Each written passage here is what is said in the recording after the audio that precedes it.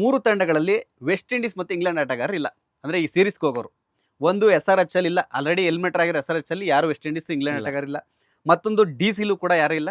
ಇನ್ನೊಂದು ಪಂಜಾಬ್ ಕಿಂಗ್ಸ್ ಅಲ್ಲೂ ಕೂಡ ಯಾರಿಲ್ಲ. ಇವ್ರು 3 ಜನಕ್ಕೆ ಏನು ಸಮಸ್ಯೆ ಇಲ್ಲ. ಯಾರು ಹೋಗ್ಲಿ ಯಾರು ಬಿಡ್ಲಿ, ನಾವು IPL ಮ್ಯಾಚ್ ಇದೆಯಾ ಅವ್ರಿಬ್ರು ಪ್ಲಸ್ ಇದು ಯಾರಿಗೆ ಈ DC ಪಂಜಾಬ್ ಅವ್ರಿಗೆ. ಯಾಕಂದ್ರೆ ಬೇರೆಯವ್ರು ಹೋಗ್ತಾರಲ್ಲ, ಈಗ RC ಬೇರೆಯವ್ರು ಹೋಗ್ತಾರೆ, ಬಿಡಪ್ಪ ನಮ್ ಕಾಟ ತಪ್ತು, ನಾವು ಸೇಫ್ ಗೇಮ್ ಅಲ್ಲಿ ಆಡ್ಕೊಂಡು ಹೋಗ್ಬೋದು. ಅವ್ರ ಪ್ಲಾನ್ ಬೇರೆ ಪ್ಲಾನ್ ಮಾಡ್ತಾರೆ. ಇವಾಗ ಈ ಕುಕ್ಸ್ ಆಫ್ ಪ್ಲಾನ್ ಗಳು ಮಾಡ್ತಾರೆ. ಇನ್ನು ಇನ್ನೇನ್ ಪ್ರೆಷರ್ ಹಾಕ್ಬೋದು, ನಾವು RCB ಮೇಲೆ ಆಗ್ಬೋದು, KKR ಮೇಲೆ ಆಗ್ಬೋದು, ಇನ್ನೇನ್ ಪ್ರೆಷರ್ ಹಾಕ್ಬೋದು ಅಂತ ಅವ್ರು ಪ್ಲಾನ್ ಮಾಡ್ಕೊಂಡು. DC ಅವರಿಗೆ ಮತ್ತೆ ಪಂಜಾಬಿ ಒಂಥರ ಪ್ಲಸ್ ಅಂತ 100% ಪ್ಲಸ್ ಅದು ಇವಾಗ.